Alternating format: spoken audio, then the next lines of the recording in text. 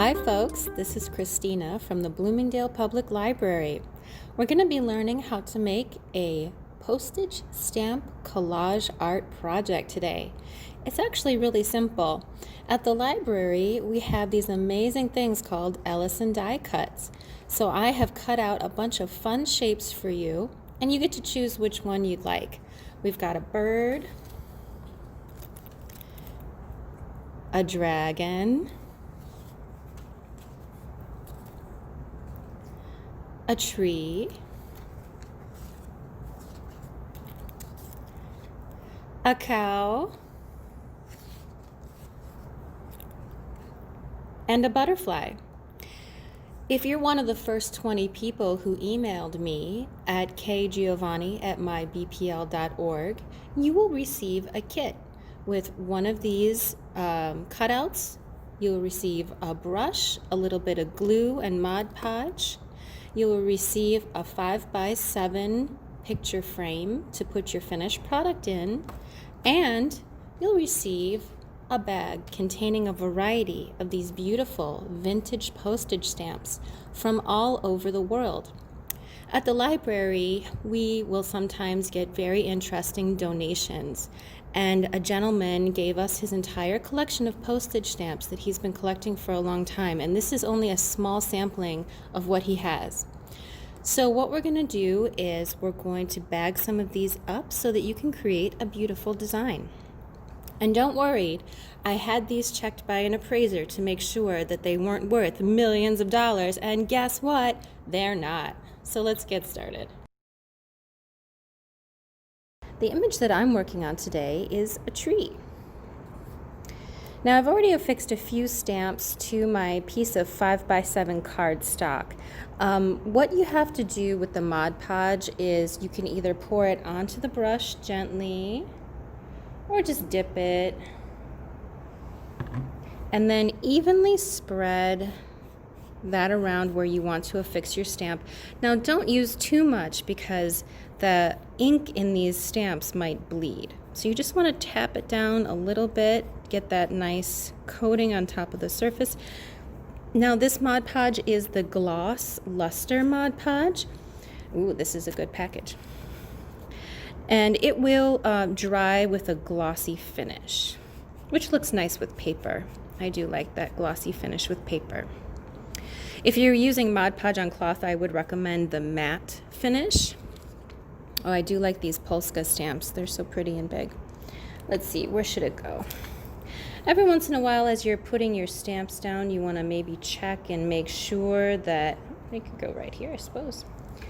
You want to check and make sure that your design, you're not missing any spaces. You want to get it nice and full. All right. And then what I'm doing is I'm just tapping with my brush because I don't want to pour Mod Podge down on top of the stamps. We don't want the ink to bleed. We want the integrity of the stamp to stay. Some stamps are going to be a little thicker than others, so I'm just looking for one that's nice and thin because that Polska stamp was a little bit thick. Okay, and I'm also layering them. Some images that I've seen online on Pinterest, if you like to use Pinterest, or Etsy, if you've ever bought anything from Etsy, those ones are really cute. You can see some examples of what other people have created on their own. Some people like to put their stamps in a grid pattern so they're nice and even. I like to layer mine. I'm looking, ooh, this one's neat. This one is Lincoln. Okay, that looks good. So it looks like I'm going to have to fill in some of the branches up top here. So this is where I'm going to focus my next few stamps. Let's see. That's a good one. Once again, I'm just going to dip in and get a little extra glue. We don't want too much on our brush. And we may need to put some more on the bottom. All right. And then we're just sort of tapping and brushing.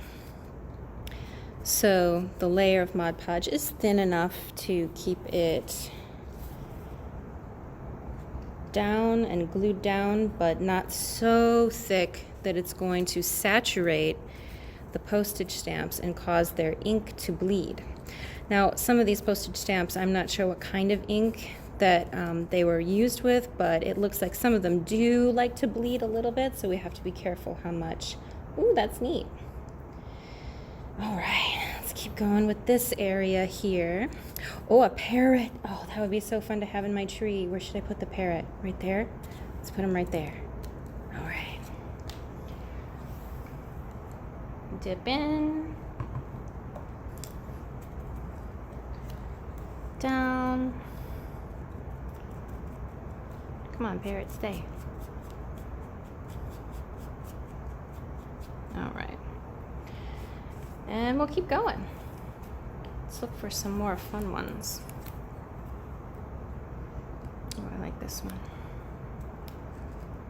Now, I am going to give you a variety. If you're one of the first 20 people who've contacted me, you will definitely get a variety of stamps to choose from. So you can decide that you want to stick with one color, that's fine. You can decide to do a variety of colors. You can line them up in a grid pattern. Like I said, I've seen a grid pattern for sure being used here. Let's check this again. Okay, I'll put that one right there. All right.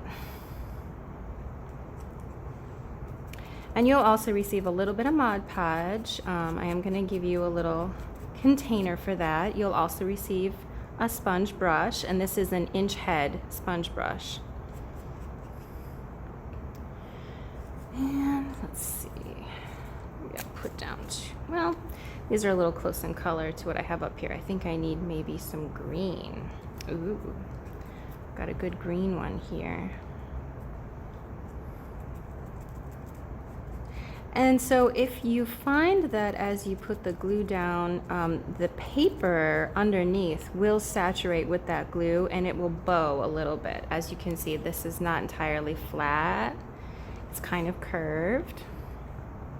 That's okay. You know what you can do is wait until it's dry and then press it flat inside of a heavy book and push down and really make sure that that flattens out. So then when you put it in your frame, it's nice and flat. All right, let's see. What other ones? We'll do another green one. Ooh, we can pretend we've got leaves on our tree, our dead tree. Ha ha ha. All right. And how does that look? Oh, I like it. Okay, so it looks like I need some one to go right here, and then I'm gonna have to branch off and do those branches next.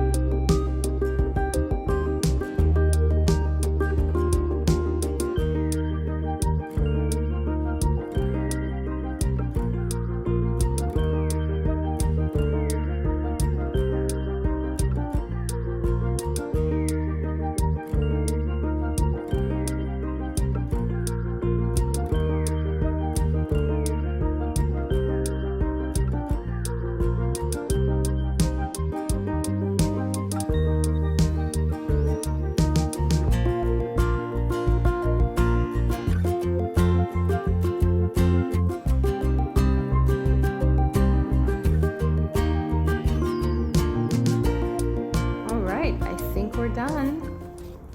Let's see what that looks like. Oh, very cool. All right. So that is the finished product. Now what we're going to do next at home, what I would recommend is let this dry and then press it flat in a book. Make sure it's nice and flat. And then after you've pressed it for a day or so, you can put your cover on. I think I missed a little spot up there. And we will get this out and pop it in the frame and show you what it looks like. All right, so we're putting this in our frame now. Waiting for the big reveal. And voila! Beautiful. Well, thank you so much for joining me. I hope you enjoyed this craft. Once again, if you did sign up with me, I would have given you a little bit of Mod Podge, a sponge brush, and you will receive a 5x7 picture frame, as well as a cut out Ellison die cut picture of your choice. So we've got the bird, the tree, a dragon, and just to remind you about the other ones, we also have the cute cow and the butterfly. All right, so let us know in the comments below if you enjoyed this craft and if you were able to get a kit from me, how you enjoyed working with the stamps, or if you weren't able to get a kit, how you did it on your own. And you can share pictures with us too. That would be awesome. Thanks, everyone.